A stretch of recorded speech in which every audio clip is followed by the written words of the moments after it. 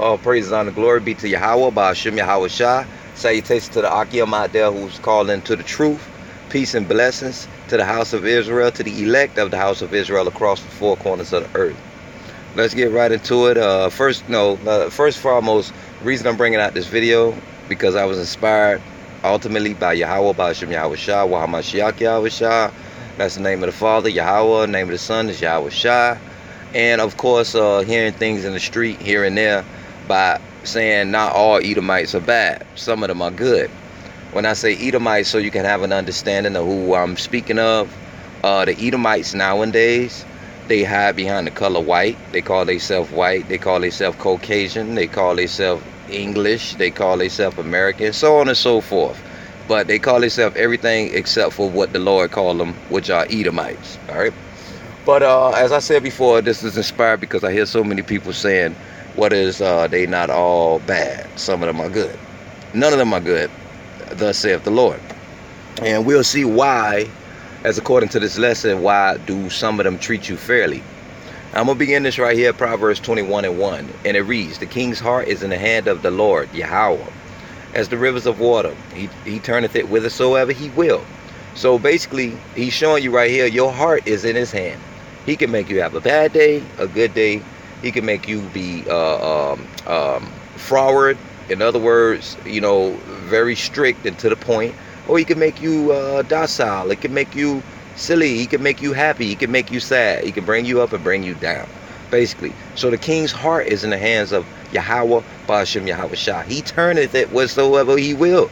He can turn your heart to stone, you make your asthmatic. He can turn your heart to softness and make you be a kind, loving person. All right, let's get the next scripture. And this is an example of Yahweh, Ba'ashem Yahweh Shah, changing the heart of man. And pretty much it's a well-known story. This is the story about the time that my brothers and my sisters, my forefathers, they came out of the land of Egypt under persecution of the Egyptians.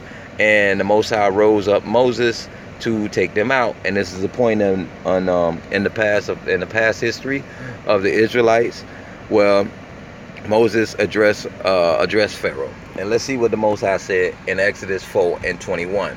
And Yahweh said unto Moses, when thou goest to return into Egypt, see that thou do all those wonders before Pharaoh, which I have put in thine hand.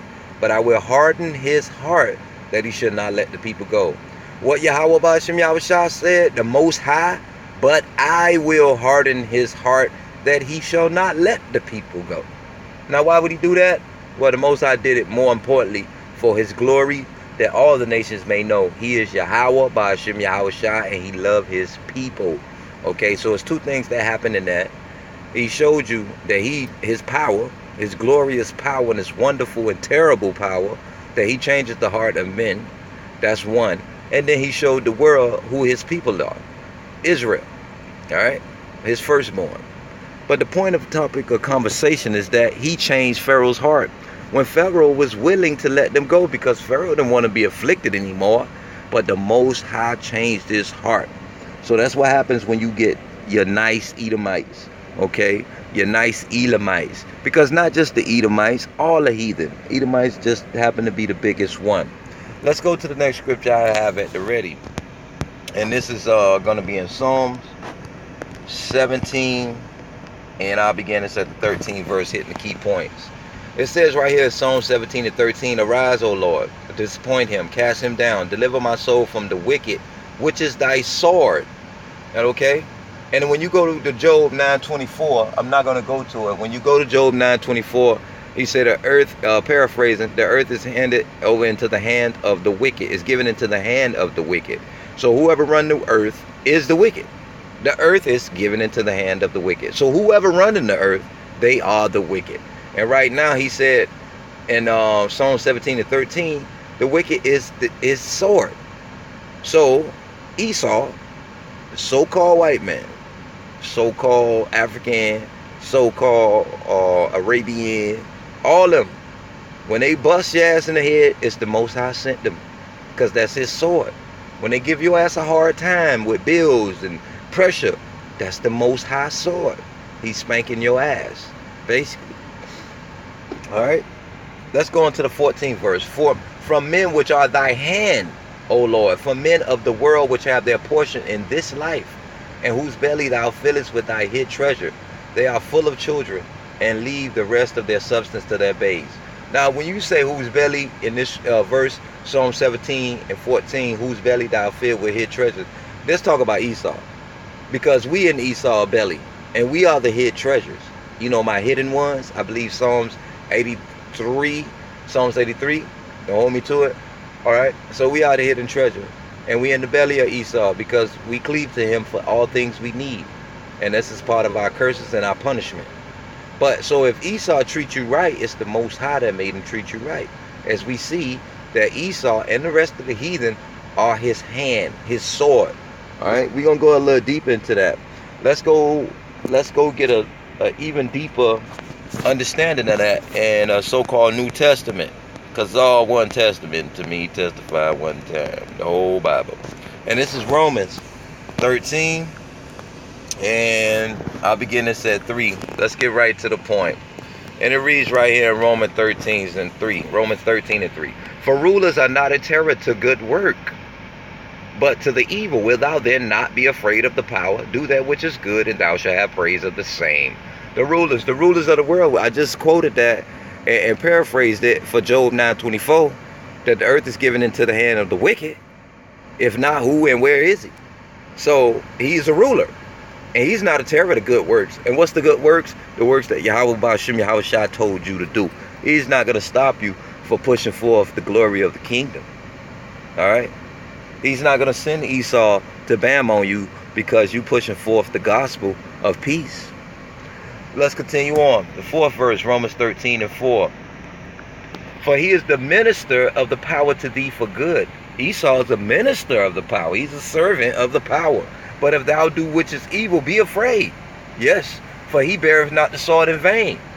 For he is the minister of the power, a revenger to execute wrath upon him that doeth evil. So Esau set up to beat your ass and bring wrath upon you if you do evil. All right. He said if you do good, you'll get praise of the same. That's why they praise you, because you do good in the sight, in the eyes of Yahweh, Ba'ashem Yahweh Shai. So he's going to cause your enemies to treat you well. All right. Let's go to the 5th verse. And what it reads in the 5th verse. It says, wherefore you must needs be subject, not only for wrath, but also for conscience sake. By you knowing this here, not for wrath only, not because Esau might throw your ass in jail or hit you with a hefty bill or a fine or even kill you, but for conscience sake too, because you know the Most High is omnipotent. He control everything. So if this Edomite is jugging at you, is poking at you, you obviously doing something wrong, because the Most High is going to scatter your enemies if you walk righteously. He's going to have your enemies to flee from you. And if they do deal with you, they're going to treat you well. If you doing right, if you walking righteously in the eyes of Yahweh, Ba'ashem Yahweh Shai. And that pretty much explains it. But let's go ahead and exhaust it and get some more scriptures. This is Proverbs 16 and 7. And it reads,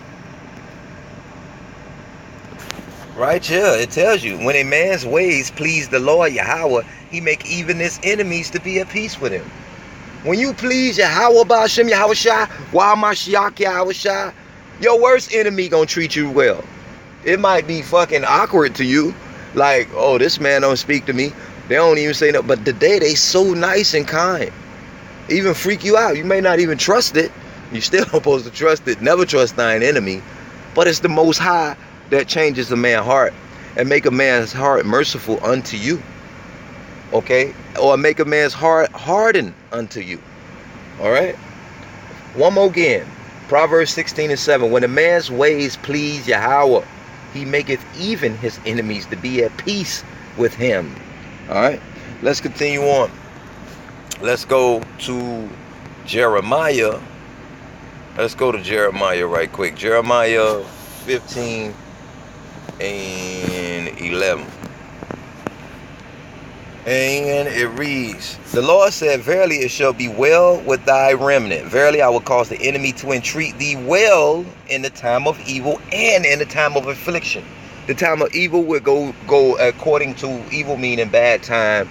Eve meaning age, ill meaning bad, okay, bad time. That's considering Jacob's trouble. Right now we are in a time of affliction still. It's a light affliction. It's not like the affliction of chattel slavery and hard bondage, but it's still affliction. He said, I will make the enemy treat you well in a time of evil and in a time of affliction. But it all goes back to the scripture I just read in Proverbs 16. Those who please the Most High, Yahweh, Ba'ashem Yahushua, paraphrasing, he will make his enemies to be at peace with you, if he is pleased with your works and the works of your hands. Let's go to Sirach 6 and 13. And it reads right here, separate thyself from thine enemies and take heed of thy friends. Okay? Separate yourself from your enemies. Now, could you just go live on an island? No. Esau everywhere. He done spread his seed in every fucking nation. Okay? Thinking he can hide from the Most High, but that's a lesson for another day. No, you can't really escape Esau, because the earth been given into his hands. And actually it goes back to his blessing from Genesis, where he told Esau, your dwelling place should be the fatness of the earth, paraphrasing. So he's gonna be everywhere. What he means, separate yourself from their ideologies, their thought process, their image, the way they think. Okay, don't be dealing too much time with your nemesis, your enemy, because he is against you. In his spirit, he's against you. I don't give a shit how kind or nice and how well he treats you. We just read that a man that pleases the Lord, paraphrasing, he make his enemies to be at peace with him. So it's not of him, okay? Because when it happens, when the separation comes, where everybody gonna run into their own land, which means go back to their own people, we're gonna see how much Esau give a shit about you being a Jake. We're gonna see. And we're gonna see how much his family is gonna be pleased with you, with him dealing with you, or her dealing with you. And we're gonna see how your family, the Israelites, be pleased with you dealing with the enemy. They're not gonna be pleased. They're gonna put you to death. All right? So the Lord's saying right here, separate thyself from thy enemies and take heed of thy friends. Okay, yeah, watch your friends too. Basically, watch them. All right? But separate yourself from them. Come up out of their ways. You might have to deal with Esau to eat, you know what I'm saying? As it says in the scriptures, we cleave to him for everything. We have to buy the clothes that he produced or you know, publicize and put in public. We have to buy the shoes. We have to buy his food. We have to, yes, of course, we got to cleave to him. But you can separate yourself spiritually from him. All right? And don't take it as though some of the heathen good. None of them good. No, not one. No, not one person is good. And definitely the heathen, okay? And the biggest enemy of the Israelites are Esau, okay? AKA the so-called white man. All right? So, to that brother or to that sister that thinks some of them are good, this is the lesson for you. You know, you could go back, stop the video, read the precepts, jot them down, whatever you're going to do. But don't think for a second that your enemy have to put your ass through all that slavery and killing your ancestors and feeding you GMOs and poisoning the air, poisoning the water, okay, and putting homosexuality in the schools where your children attend to, all right, sticking you in the ghettos, all right, and being unfairly and unjust to you, and they are friends. Come on. Shalom.